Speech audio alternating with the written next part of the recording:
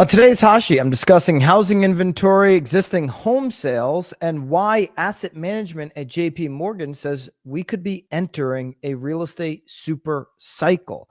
Today is Monday, February 24th, 2025. I am Byron Lazine, and the Hot Sheet starts now.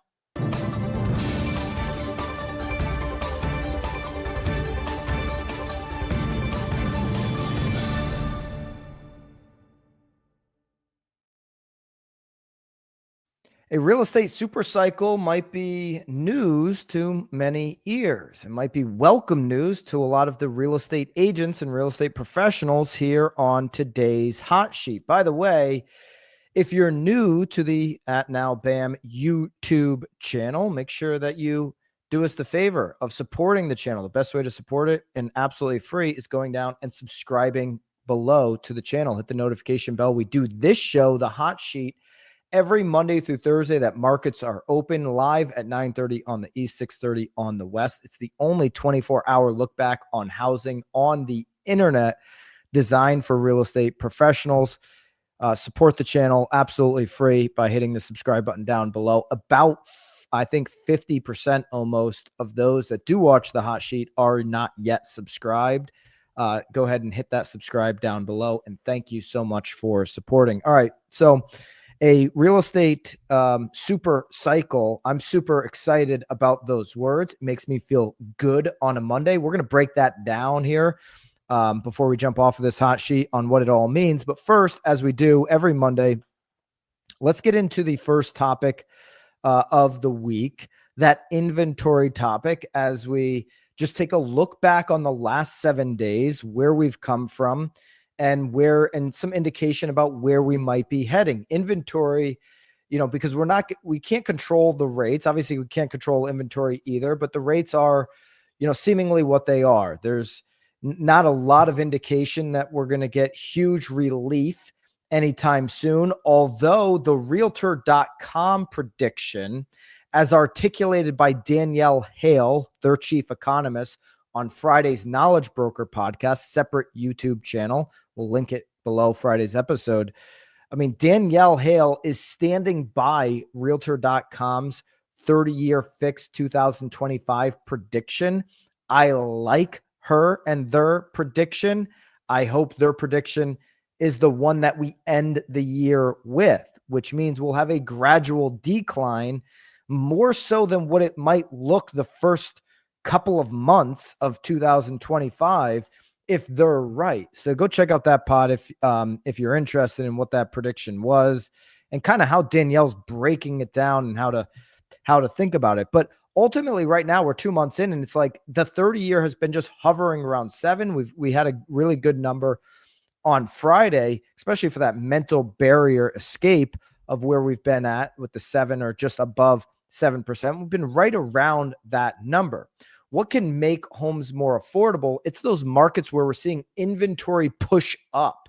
And if we get more inventory, you can make the case that prices are going to at least stabilize, if not even move into a more affordable direction. The more inventory that comes on the market, the more opportunity it is for those who want the dream of home ownership.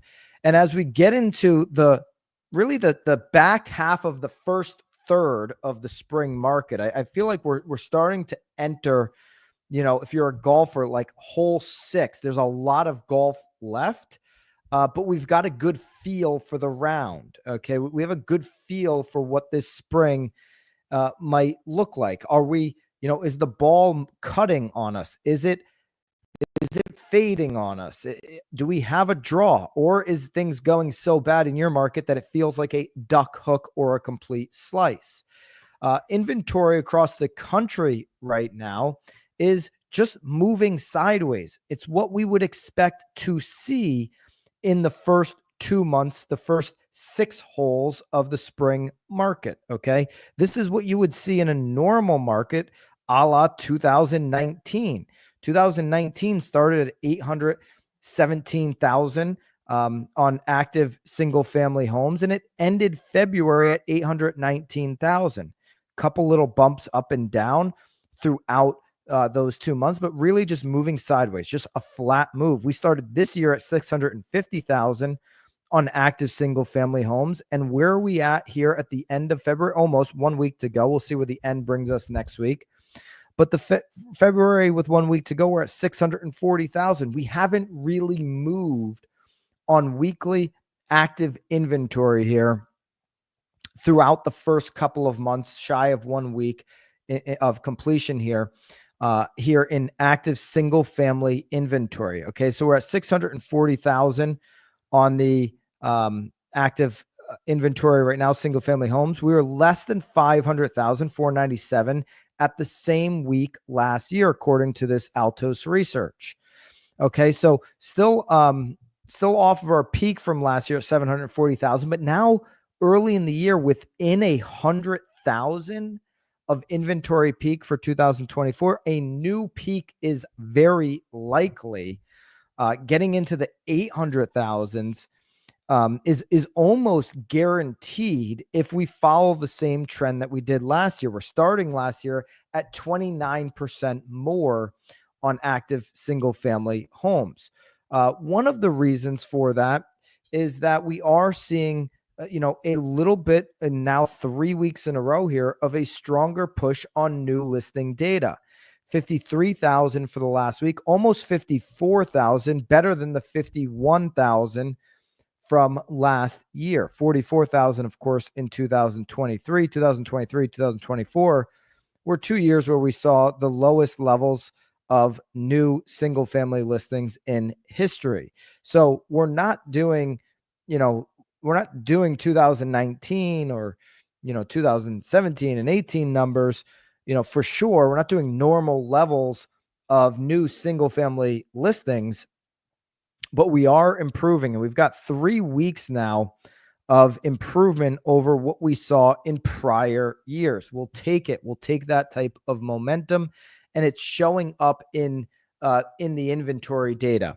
Now, sellers with this inventory growth from last year, one of the questions, one of the debates, of course, on X is that, well, sellers are going to start feeling this pain, and they're going to start to really sell their homes for less than what they're asking them for. But we're not seeing that. We're not seeing, this type of pressure on the market right now. We're not seeing sellers have to or feel obligated to slash prices in order to sell. In fact, we're at a very normal pace. A third of homes will price cut before actually selling the home. And that's exactly where we're at right now. We're at 33%, down from starting the year at 36%.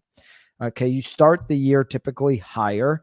Then as you get into these spring months, you'll see a decline in those price cuts because there's demand, and then it'll increase going into the second half of the year. We're at 33%. It is above last year's number at 30 in 2023 at 31, but still right in line with historical norms of what you would expect for just natural price cuts of people saying, hey, I went maybe at my aspirational price. Maybe I went a little bit above market.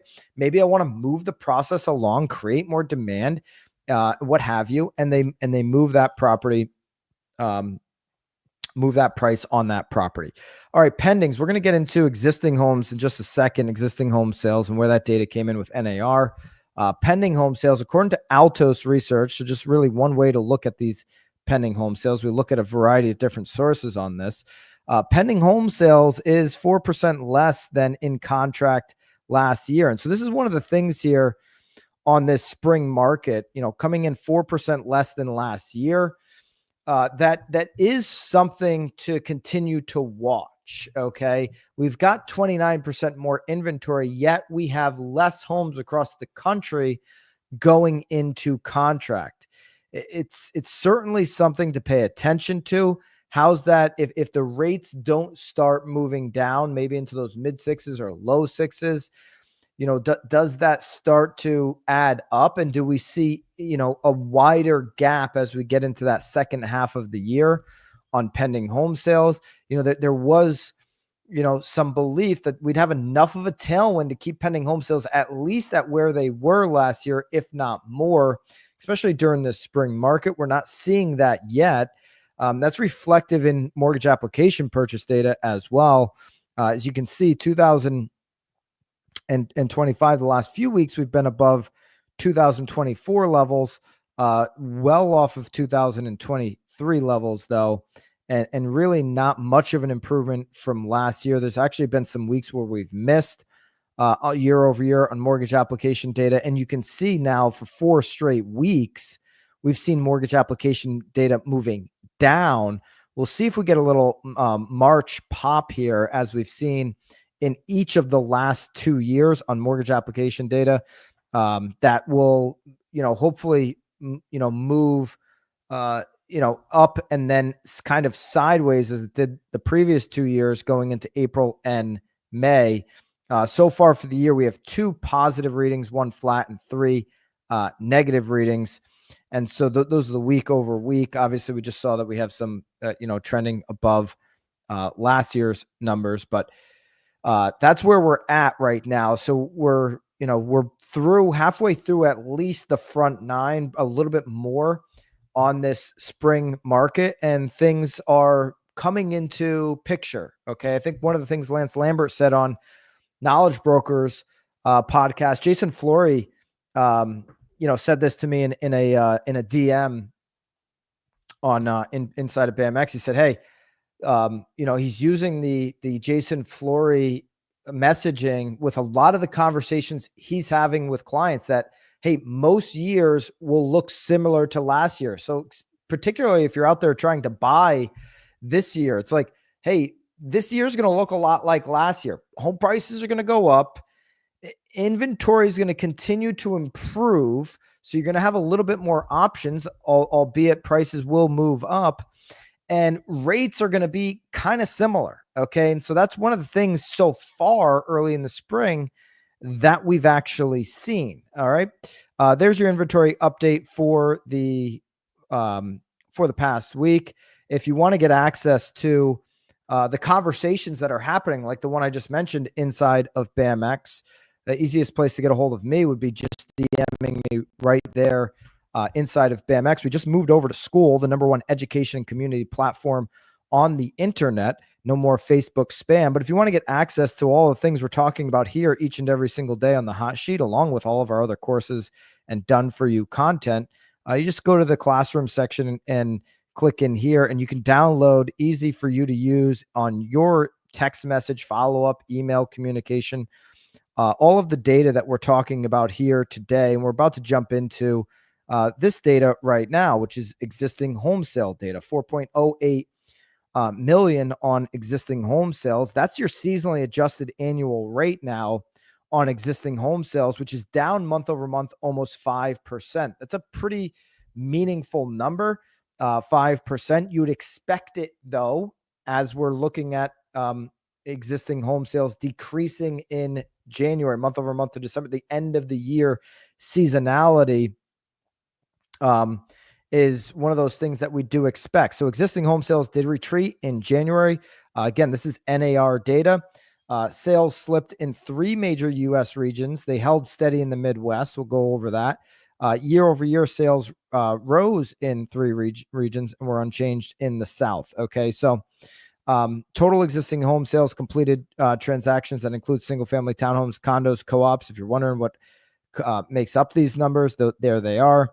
And it moved down 4.9% from December to a seasonally adjusted annual rate of 4.08 million in January. This is a number that still is showing no signs of improvement off of that 30-year low that we were seeing last year. This 4.08 million is not an improvement.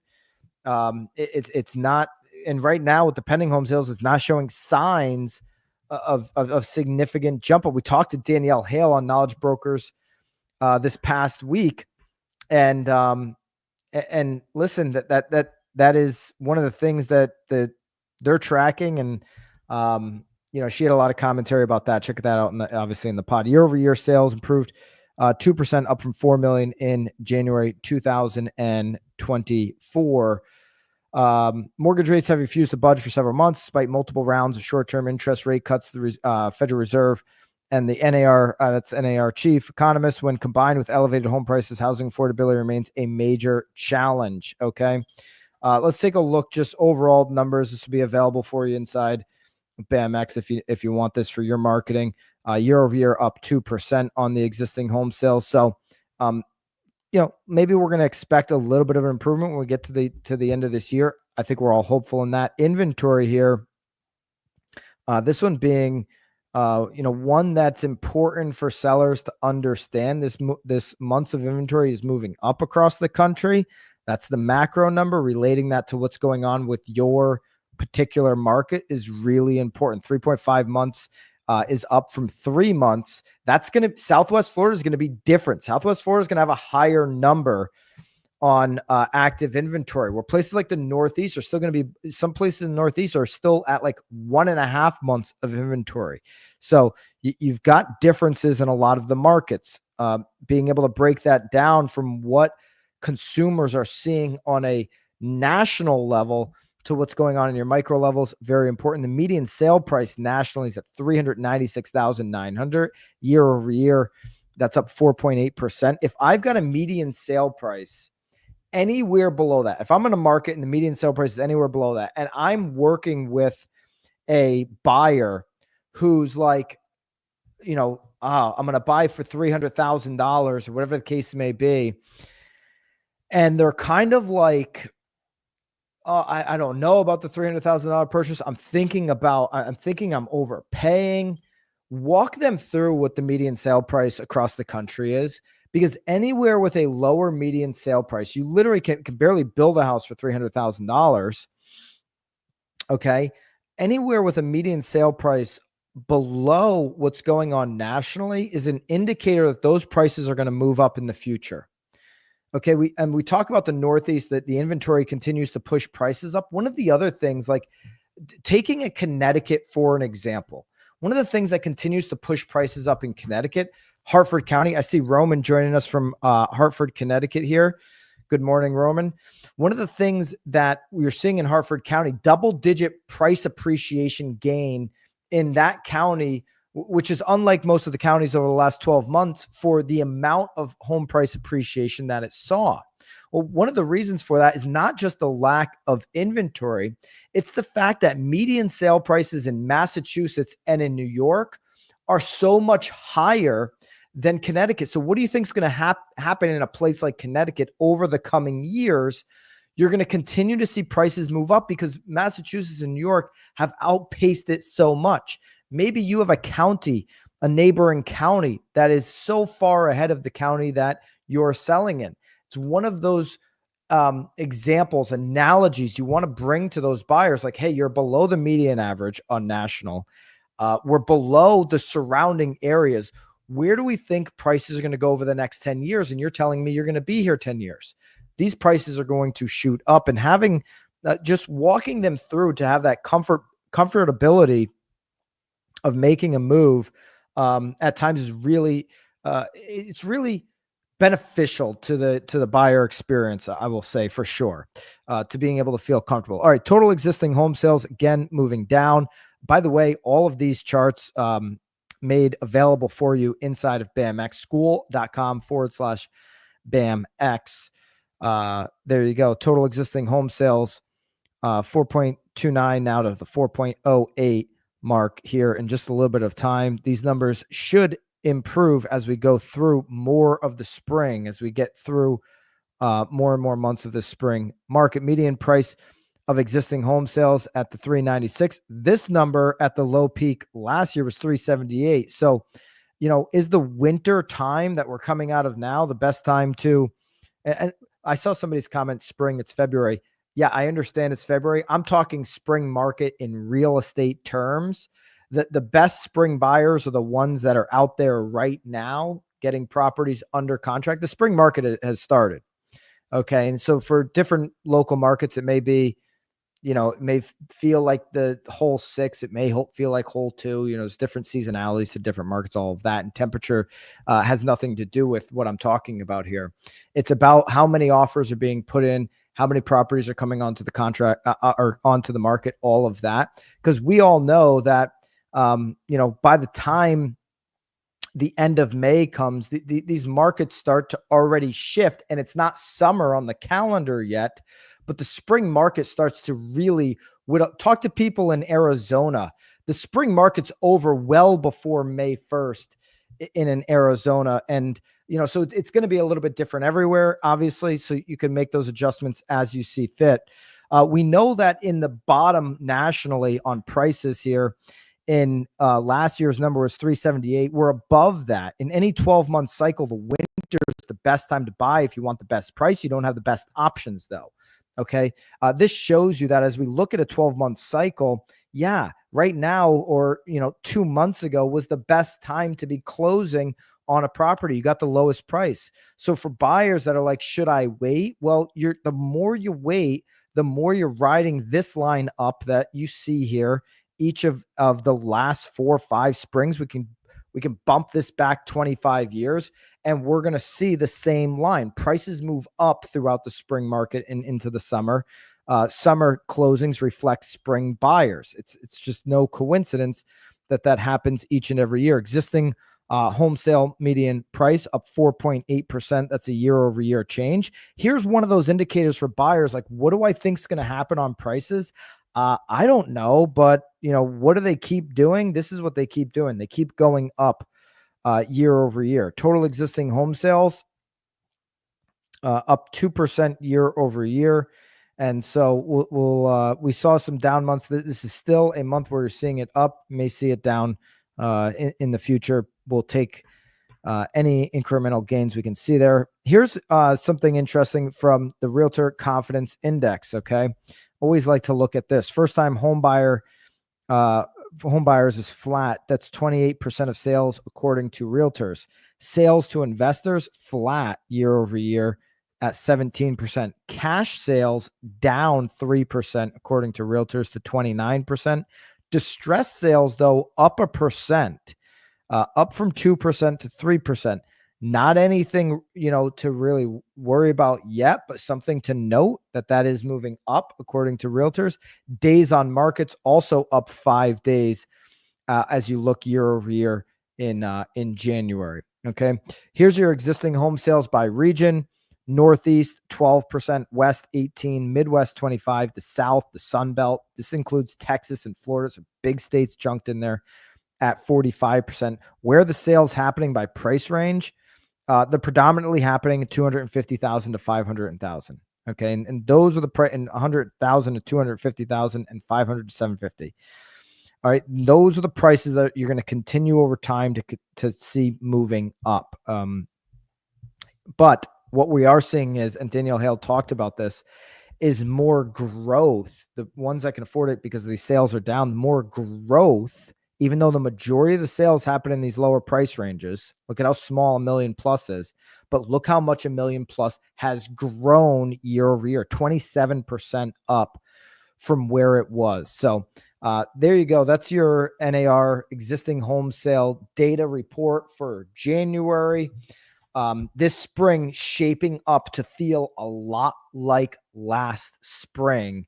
We're not seeing early signs of some just explosive spring market.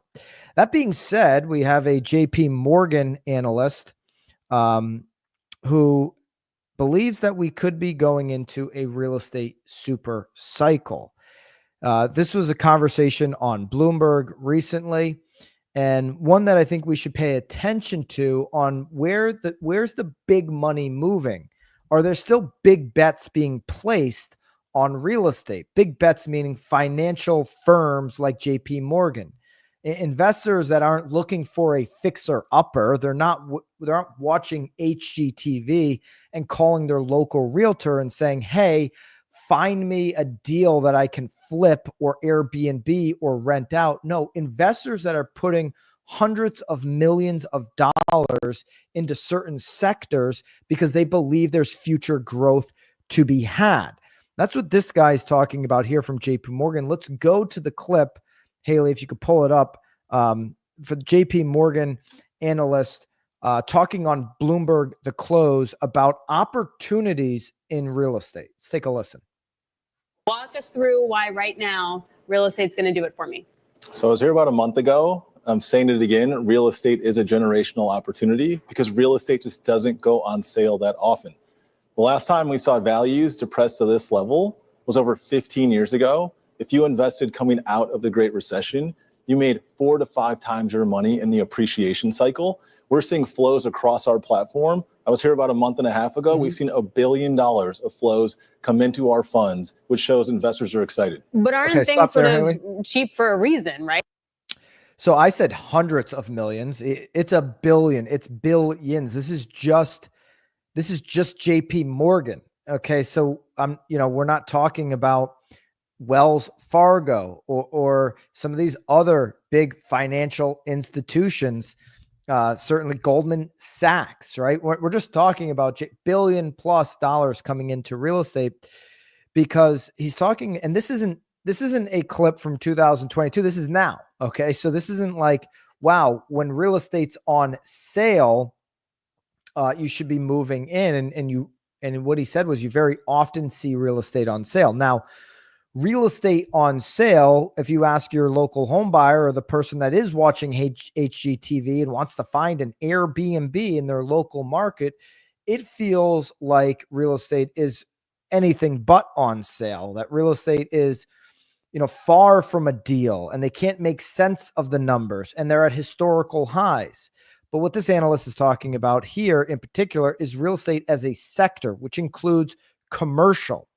And looking at commercial, which has been beat up the last couple of years, differently than what the headlines would be telling us. Let's go back and walk through, and then we're going to have a tie-in here on residential and why residential might still be a bargain, even at these prices. Right? There's the whole return to office and the questions about office space. Now we have questions about data centers when it comes to AI. I'd say, look, even office is coming back and real estate is cyclical. Just to give you a sense of this, before I came over, I tried to make a reservation for a business dinner in New York. Couldn't do it until March. Anybody in New York knows this is true. Job postings for remote work topped out at 20% of overall postings in 2022. Today, it's 8%. So return to office is back. New York is vibrant, and we're going to see holders of high quality office, the best office around the country, see gains. Okay. This is so a couple things here. A couple things. I'm a big believer in both work from office and work from home. Okay. BAM is a company that is work from home all across the company. It's a small company from an employee level. I also understand and empathize with huge companies that have thousands of people. You don't want thousands and thousands and thousands of people working from home because it's easy to disappear.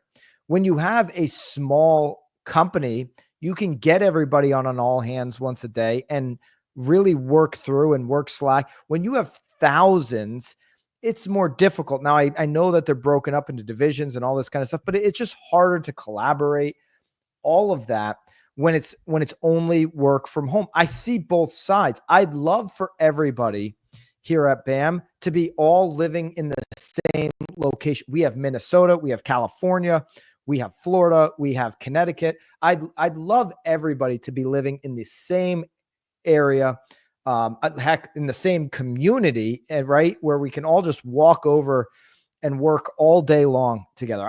That'd be a dream of mine. That's also not the reality. I see both sides, but where culture has gone, where work behavior has gone is different than 22. And 20% job openings being work from home down to 8%. That trend continues. Look at what DOGE is doing with the federal government.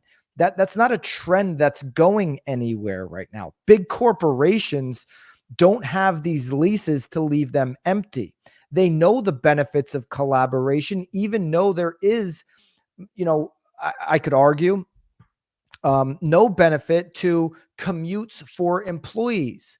But when you're in the big city, when you're in New York, and most of your employees can walk to work, and the commute is not really, if they're living in the city, the commute is not an issue. And actually, it's actually nice in New York City to walk. I know it's cold, but to get out there and walk, because when do you ever get a chance to go outside besides your commute and walking around. Is why most New Yorkers aren't taking a cab, or they're not really using their Uber app. They walk everywhere. They want to get that exercise. And what he said about New York being back all the way, that is undeniably true. If you spent any time in New York in the last 12 months, the restaurants, the bars, these places are packed. And you're like, how can they all be packed? There's so many of them. They're all packed. New York is back, and that is bringing demand back for the best office buildings. There's still going to be a lot of weakness, I believe, in office buildings that are not in some of these big cities, that are not walkable, that maybe aren't your class A office building, that aren't the nicest construct, that are outdated, all of these different things. Let's continue to look at what the JP Morgan analyst is saying here about the real estate sector, though. Kind of set up, because a little bit later we're going to talk with the CEO of Partners Group, and they've kind of been dabbling in this. But the whole conversation is about that proverbial dry powder, the cash on the sidelines, and the idea that people are looking for a home for it. And I know that a lot of big investors are looking to real estate, but where in real estate? It's not just Class A offices or multifamily, or is it? Housing's a big thing. Yeah. We all know that we're 5 million housing units short for Americans in the United States, specifically in places like the Sun Belt where we see migration trends. We also wonder where people go on Friday afternoons. Typically, they're going to strip centers. They're getting their nails done. They're getting their while hairs they're watching done. Bloomberg television, the clothes. While they're watching Bloomberg, the clothes. or the hot right? sheet. Probably but more what's like exciting is people want to spend money on experiences. So that's a big theme. And last is logistics real estate. People want their goods faster. So when you order on that phone, you want packages at your doorstep, and our investors love that we're invested in those segments. So the warehousing distribution centers, like, try to find in your local market warehouse space at any kind of price that's not accelerating, or, if it's good warehouse space, or even just availability of it. Those spaces are going to continue to thrive, no question about it. But he also mentioned there that housing is still a long-term play. We're talking about $1 billion plus that he's seeing come in recently into JP Morgan. These are long-term investors. We're not seeing long-term investors fight over the long-term, like 10-year treasuries in this country. It's why the interest rate is high, because the investors in America don't see, like, we've got a huge deficit. Okay. They think that America's going to have to print more money in the future, not less. And if that's the case, what happens? Assets continue to rise. And so what he's saying is, hey, people are still investing in housing, from a financial standpoint. If they can get their hands on housing, they're going to do it. It'll be interesting to see if this new administration puts a cap on that from a institutional standpoint. It's something that's been floated out there, as they don't have many tools to really combat affordability. It's been something that they said they want to do, but are they going to cap institutional investing? That might go against some of the free market arguments. It'd be interesting to see those debates play out. It's not something that's being worked on right now. It's just something that could potentially be out there. But this analyst from JP Morgan, very bullish, clearly, on real estate as a sector overall. I mean, he's smiling. He's excited about real estate. This is how we should be with our client, excited about real estate. But he's talking about the U.S. being 5 million units short. He knows he's talking about the Sun Belt states, which right now, the Sun Belt states, Texas. I see Dawn in the comments. We have inventory in North Texas and a lower median sale price. Send buyers, like agents in Texas, agents in parts of Texas, agents in Southwest Florida are feeling like, oh my gosh, the migration kind of shut off. It really hasn't. It's that inventory is up so much. There's been such a surge of building. But what this JP Morgan analyst is saying is like, hey, you might be feeling it now, but when you look back in 5 years, probably in 2026, when you look back and you have a couple years of changes to this economy take shape, you're probably going to look back and say, wow, this migration pattern hasn't actually slowed. This migration pattern has built back up. This JP Morgan analyst is bullish on that. All right, let's skip past the next section. He's talking data centers and AI impact. Ultimately, what he says there is JP Mortgage is not focused on hedging for what could be the AI impact future, but that's going to have an impact on real estate. There's no denying that. He's saying JP Morgan is just focused on buying real estate below replacement cost.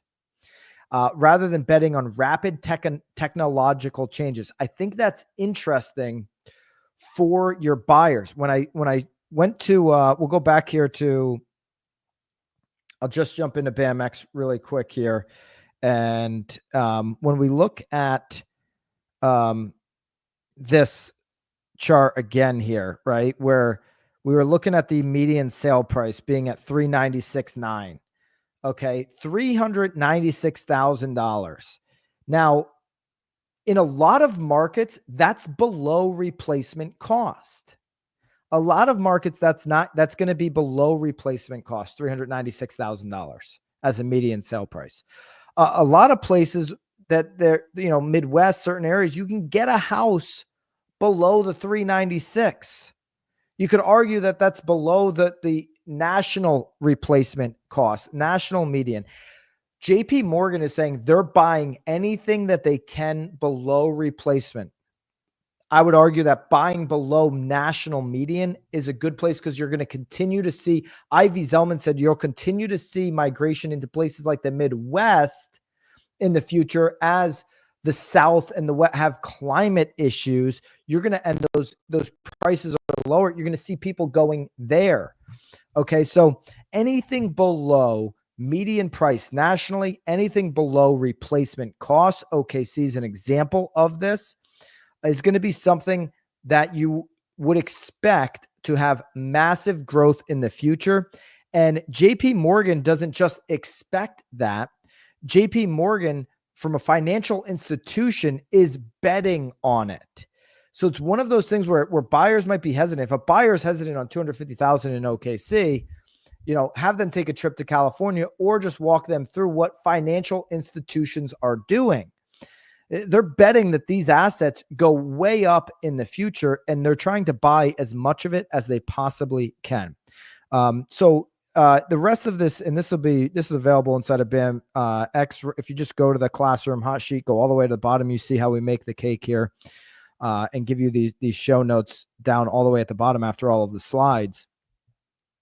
But just going into some more of the timestamps here, real estate is not something that they do more than 10 or 20%, but it's a hedge against inflation, he went on to say.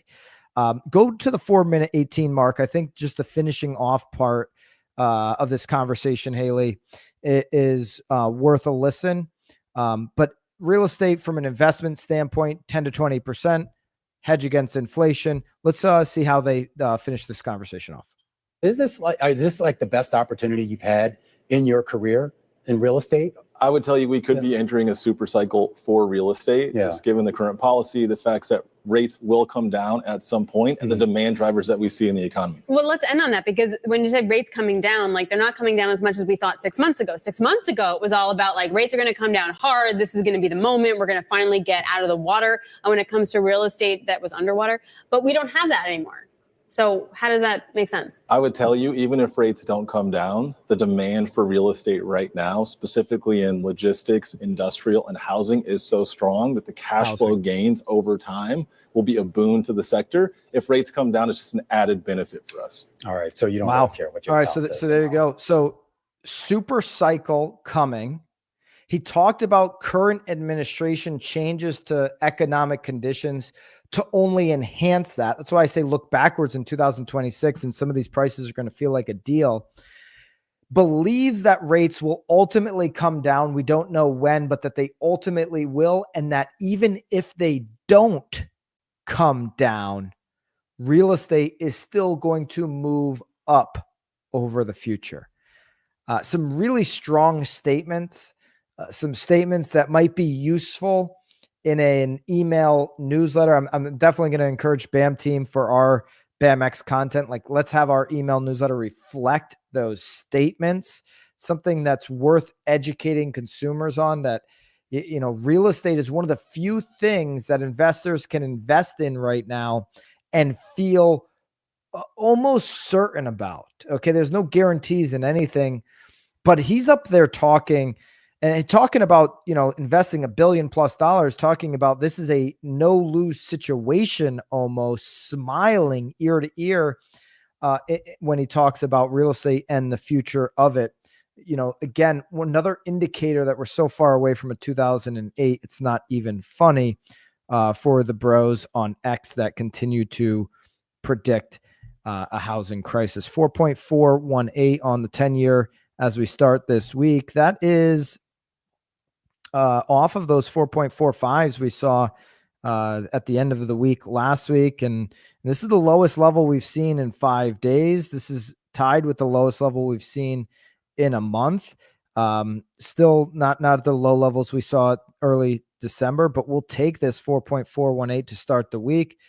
This is a pretty decent number coming off of a 30-year fixed reading on Friday, the 21st at 6.89 on Mortgage News Daily. That was 2 days in a row below the mental barrier. The 10-year right now tells me we're probably going to see an under 7 again here, 6.85 on the weekly reading. So rates right now, high 6s, that's a good place to be off of where we've been the 6 weeks prior. We'll take that.